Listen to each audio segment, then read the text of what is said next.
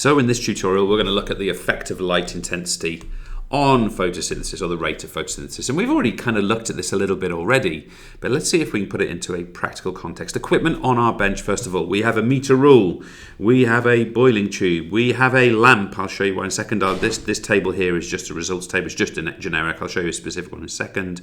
We have a stopwatch, we have some sodium hydrogen carbonate solution, which is here. We have a clamp, we have some scissors, and we have this little plant here. It's an aqueous plant. The one I'm going to use today, or what I think I've drawn, is Elodea. It's basically what you might describe as pondweed. Okay, pondweed. You've probably seen this many times in things like ponds. Now, this is the equipment we need, and I'm immediately going to start drawing out for you or sketching for you how we're actually going to do this. Can I just stress to you, my sketches are just that. I'm not trying to produce a perfect model example. I'm just trying to get the concept across to you and some of the behavioural part of it across to you. So let's do it like this. Let me just draw you down just underneath our bench. So what we're going to do is we're going to take our boiling tube. Okay, let me just do a simple sketch of a boiling tube. Not brilliant, but it will do. So there's our boiling tube. And we are going to fill, or partially fill at least, our boiling tube with, what do we have up here? We had our sodium hydrogen carbonate solution. Okay, so that's just over here. Sodium hydrogen carbonate solution. So that is going to fill up to something like here. We're also going to place in there, a part of our Elodea plant. So I'm just going to draw a sort of a piece of a plant like this, and it's going to be, it's just a horrendous drawing, but you get the idea. It's in there, it's in our solution, and it's there, okay? Now, this is really important. When you actually use your scissors to cut the Elodea or the pondweed, it's important that when you place it into the boiling tube, into the sodium hydrogen carbonate solution, that this end here is the cut end. And let me just rewrite that. This end here is the cut end. Okay, so cut end at the top. That's specifically important. We're then going to have our ruler, and our ruler, we would have the boiling tube clamped, by the way. Our ruler is going to kind of be here for us. Let's assume we're measuring distances horizontally like this. And effectively what we're going to do there is we're going to have our lamp. Our lamp is going to be kind of here. I'll just do a very simple sketch of a lamp. Our lamp, not to scale, is going to be here. And that lamp is going to be producing light for us. Okay, so this lamp is effectively producing light for us here. All right, so I've made the boiling tube absolutely gigantic in relation to the lamp, in relation to the LED light. Let me just be specific about that. We are talking about an LED light. You may well just use a bulb, a lamp, but the reason I've stressed LED here is that it actually reduces the amount of heat emitted from the lamp. Because if you remember about our factors affecting the rate of photosynthesis, temperature was one of them. Okay, so we want a light source which effectively doesn't heat up our solution, and LED is the best option for that. Okay, so if you do use a bulb or a lamp, it may well be that you use some kind of a heat shield in between to make sure that heat, or as little as heat as possible, passes from the lamp to the pondweed. All we want is the light. Now, this is really important, what I'm going to stress to you here. We need to leave this, before I've done what I've done here, we turn the lamp on and start measuring bubbles, we need to leave this pondweed in here for 5 minutes.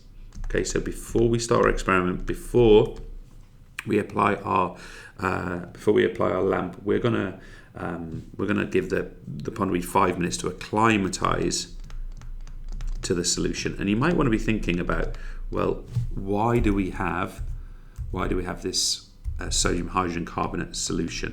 And the reason that we have that solution here is it actually releases CO2.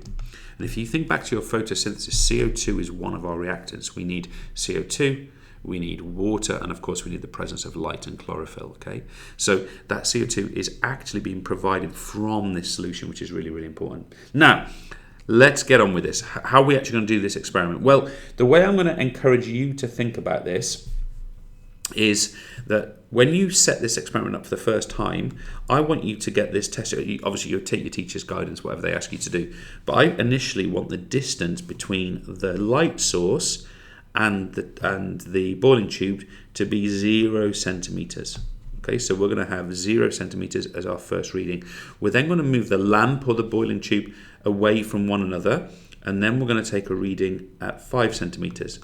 We're then going to complete one at 10 centimeters, 15 centimeters, 20 centimeters, and let's say 25 centimeters. So in my case, we've got 6 measurements in total. What is it that we're actually measuring? Okay, so what we're going to do here, let's say that right now we're at the 10 centimeter level. Let's say that this is our third attempt and we have the light 10 centimeters away from the boiling tube. Okay, what is it that we're actually measuring? So we're going to start our stopwatch and we are going to be looking for 60 seconds that we are going to be measuring for. And what is it that we measure? We are measuring the number of bubbles that leave the pondweed in that time frame. Okay, so effectively we are counting these bubbles. Now you might want to think, well, what are those bubbles?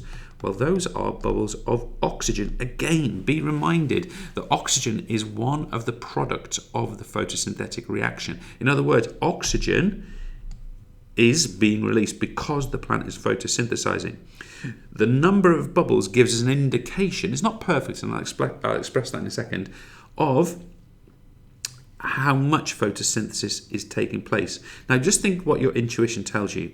Do you think you're going to get a greater number of bubbles or lesser number of bubbles at 10 centimeters away than at 25 centimeters away? What do you think is going to happen?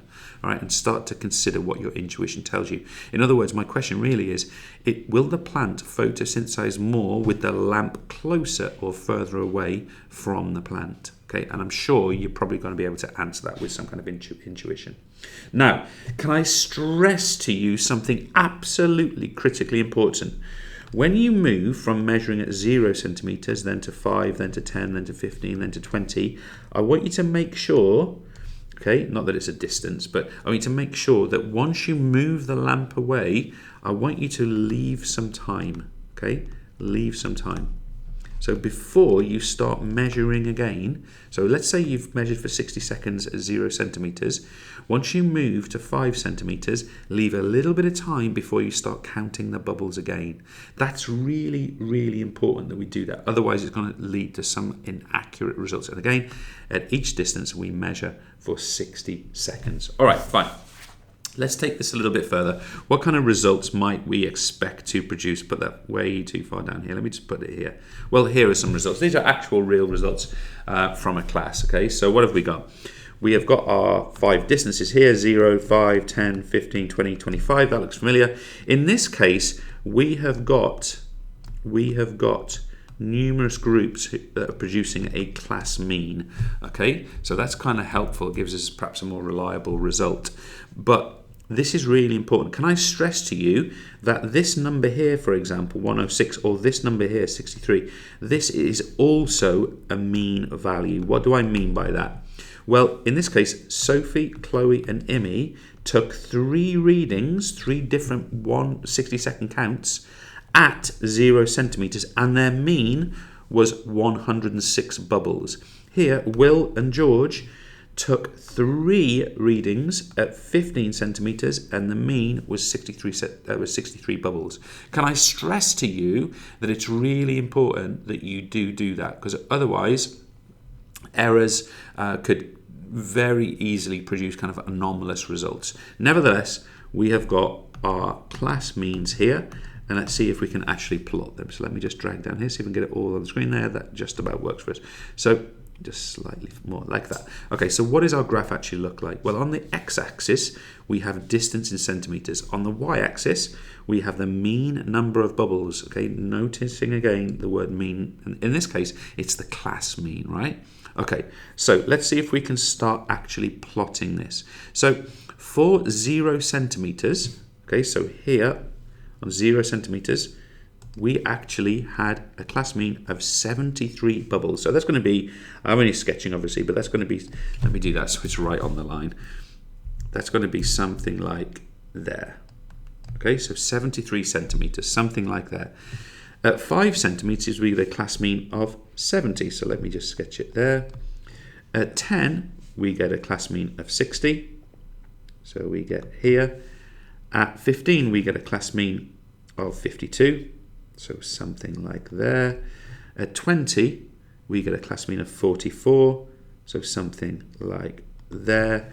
At 25, we get a class mean of 36. So something, let me see, I'm struggling, my eyes are not doing this very well here, but we get something like this. So again, we could sketch that out and we would get a curve which was something like that. Okay, let me just redo that.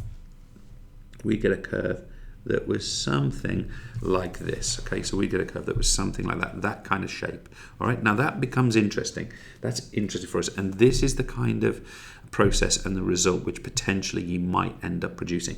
Now, this is where the world gets kind of interesting as well. Can I stress to you that if you are a higher tier student, you need to keep watching this bit. If you are on the foundation tier, guys, what I'm going to teach here is you can consider it to be not required. Now, I would hope if you're a foundation tier student, you'd stay on and watch it anyway, because why not? Look, let's learn more rather than less. But nevertheless, just be aware if you're on the foundation tier, you won't be asked to understand what I'm going to show now, because I'm going to describe something called the inverse square law. And can I stress to you all that this is simply a mathematical principle that we're going to apply to what we've just done. How are we going to look at this? Well, let's imagine we've got some kind of light source. Let's imagine I've got a lamp here, and that lamp is emitting rays of light. Okay, so I've got one like this. I've got another, try and make it as uniform as I can, as free hand drawing it. We've got another like this, and we've got another like this. Okay, so I'm just sketching out the light that's being released, or the photons that are being released from this light source. Okay, so just be aware that this effectively is a lamp over here. Let me make it look a bit more lampy. Okay, so maybe it's a bit like that. Maybe we've got a stand. Maybe we've got kind of a base like this, but anyway, we've got this light leaving here. Okay, now this is what I kind of want to stress to you guys that I think is really important. If we were to take something, let's say a part of our plant, a little cross section, or it could be simply let's just think about it. I didn't mean to use that color. Bear with me a second. Let's just imagine that we've got, I don't know, a piece of card there. It could also be a cross section of our leaf as well. But let's just put that there, and let's assume that the distance that is from the light source is 10 centimeters. Now, what you can see from what I've done there is that piece of card, or that, I guess it's more of a rectangle, that rectangle is effectively catching all of those light emissions. Okay, so that light is all being caught by a square, let's consider a piece of card that size. Now, what's interesting is if we double the distance, again, I'm just sketching, but let's go to 20 centimeters. Okay, and I do the same thing, so that's about here. So if I do the same thing, notice that the size of this card is not double the original. In fact, we could make an argument, if I'd drawn it better, that it was 4 times bigger. Okay, so just to be clear here, we've doubled the distance, look, from 10 to 20 centimeters, but the size of the card, in order to catch all of that light, is 4 times bigger. So that means if we were to take our green one, and let's assume that, look, this here is the same as this one here, okay, that means that it's getting only 1/4 of the light intensity that was actually achieved at half the distance. Okay, so what we're finding here is that light intensity is going down as distance goes up. Okay, so we can describe this as inverse. But we're also seeing that it's square. And what do we mean by that?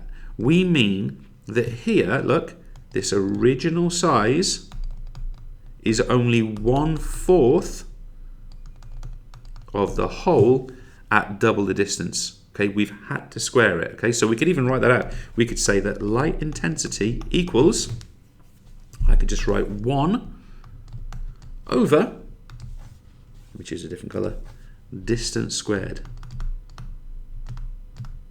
Distance squared. Okay, now let's just imagine we're going to do a third version of this. Let's imagine we're going to take this to, again, I'm just sketching it, the distances are not exact. Let's imagine this is now 30 centimeters. And again, if I draw the size of the object it would take to catch all of this light, what would we find this time?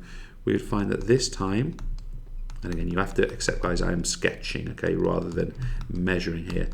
You'd find this time that we've got the distance is now 3 times bigger than the original, but the size of the space in order to catch all the light is 9 times bigger than the original. In other words, it's 3 squared. Okay, it's the distance squared. Okay, if we took it further and we took it to 4 times distance, you'd find that it was 16 times. Okay, because it's the square. In other words, it's the inverse square law. Now, what the hell does that matter with regard to our plants? Well, look, we need to understand that the further a plant is away from its light source, from the sun, say, or it could be a bulb, artificial, I suppose, but the further away it is from the light source, the factorially greater, or the factorially lesser that light intensity is going to be. So this is exactly why plants will grow towards their light source. This is exactly why the plants that are above the canopy of a rain, or at the top of the highest point of a rainforest, are going to get the most light, and significantly the most light, because of this inverse square law. Thanks.